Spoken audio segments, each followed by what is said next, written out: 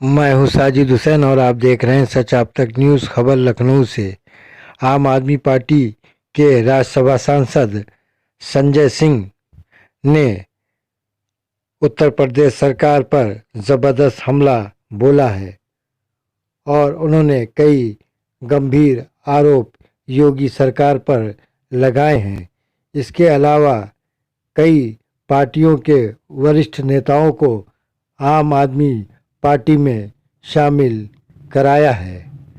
आइए देख लेते हैं।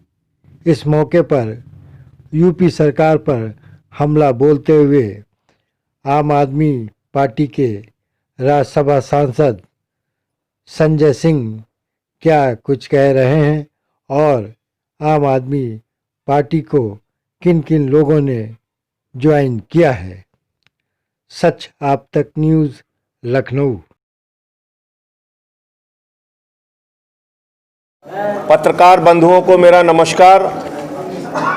आज बहुत प्रसन्नता की बात है कि पूर्वांचल पीपल्स पार्टी जो पूर्वांचल के लोगों के अधिकारों के लिए सतत संघर्ष करती रही है, जिसके नेता आदरणीय अनूप पांडे जी का अपना एक लंबा राजनीतिक इतिहास है, मुझे बहुत खुशी है कि आम आदमी पार्टी की नीतियों में विश्वास करते हुए, आम आदमी पार्टी की नीतियों से प्रभावित होकर और हमारे दिल्ली मॉडल जो केजरीवाल सरकार के शिक्षा पे, स्वास्थ्य पे, बिजली पे, पानी पे काम हैं, उन कामों से प्रभावित होकर और विशेष तौर से पूर्वांचल के लोग जो दिल्ली में रहते हैं, उनके लिए हमारी सरकार ने जो तमाम लाभकारी योजनाएं वहां पर चलाई हैं, उन सारे मुद्दों से प्रभावित होकर कई महीनों से हमारी इनकी लंबी बातचीत चल रही थी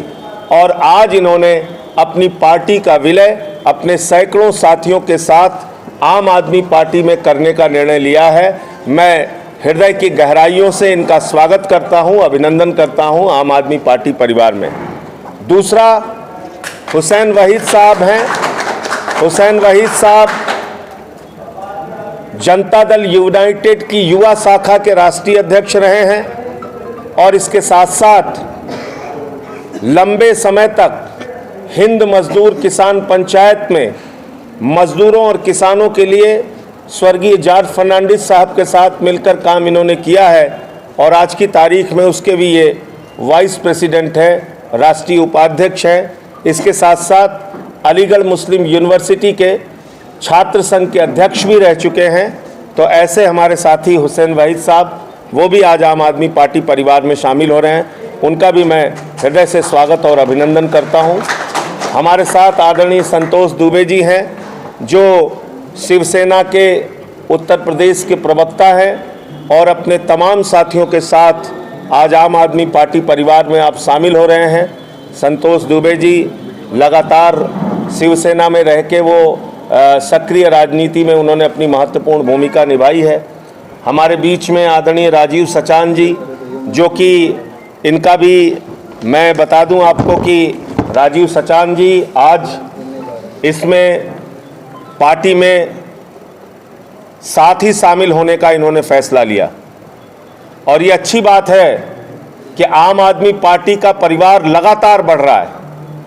आपका युवा जनता दल में प्रांतीय महासचिव रहे, उसके बाद रालोद में प्रदेश प्रवक्ता रहे और विभिन्न राजनीतिक दलों में बड़े बड़े पदों पर रहे। ऐसे हमारे साथी राजीव सचान जी, वो भी राजवीर सिंह सचान जी, ये भी आज आम आदमी पार्टी परिवार में शामिल हो रहे हैं। मैं राजवीर सिंह सचान जी का हृदय से स्वागत और अभिनंदन करता हूं। मैं हमारे बीच में भाई दिलीप पांडे जी हैं, उनके साथ भी काफ़ी बातचीत इन दिल्ली के विधानसभा के मुख्य सचेतक हैं, मैं उनसे भी चाहूँगा दो शब्द इस अवसर पर कहें। उसके बाद हम लोग पार्टी ज्वाइन कराने की प्रक्रिया शुरू करेंगे। और इनके साथ मैंने आपको बताया पिछले 3 महीने से बातचीत चल रही थी। ये एक दिन में लिया गया फैसला नहीं है और इसलिए विस्तृत बातचीत हुई पूर्वांचल पीपल्स पार्टी को विलय करने के बारे में। और इनका एक ही मकसद था अनूप जी का कि पूर्वांचल के लोग जो पूरे देश भर में चाहे वो मुंबई हो, चाहे वो दिल्ली हो, चाहे वो बेंगलोर हो, चाहे वो चेन्नई हो, चाहे वो कोलकाता हो, जहां भी पूर्वांचल के लोग हैं उनके हितों की रक्षा के लिए हमें काम करना है। और इसलिए हम आपकी पार्टी का आपके साथ विलय इसलिए करना चाहते हैं कि दिल्ली में आपने पूर्वांचल के लोगों का जमकर साथ दिया है, उनके हितों के लिए काम किया है। तो अभी संगठनात्मक तौर पे पूरे उत्तर प्रदेश में पूर्वांचल प्रकोष्ठ की जिम्मेदारी अनूप पांडे जी को अध्यक्ष के तौर पे दी जा रही है, जिससे वो हर जिले में पूर्वांचल के जो जनपद हमारे नहीं भी हैं, वहाँ भी जो पूर्वांचल के लोग रहते हैं वहाँ भी गठन करके और संगठन का विस्तार करेंगे। और जो उत्तर प्रदेश के मतदाता पूर्वांचल के दूसरे प्रांतों के बड़े बड़े शहरों में, नगरों में रहते हैं, उनके साथ भी संपर्क करके उनको भी पार्टी के साथ जोड़ेंगे। देखिए, जहां तक आम आदमी पार्टी का प्रश्न है, हम लोगों ने कई बार इलेक्शन कमीशन से मुलाकात करके मिलके अपनी बातें पहले भी कही हैं। दूसरी बात यह है कि सुप्रीम कोर्ट तक में ये मामला गया ईवीएम का। सुप्रीम कोर्ट ने भी अपना उस पर फैसला दिया है। ईवीएम पुरजोर तरीके से उठाया है। अब सवाल है चुनाव आयोग का। चुनाव आयोग जब तक कांग्रेस पार्टी इसके बारे में पहल करके, क्योंकि वो इस देश की मुख्य अपोजिशन है, पहल करके और अगर चुनाव के बहिष्कार की या इस तरह के कोई निर्णय की बात नहीं करती है, तब तक मुझे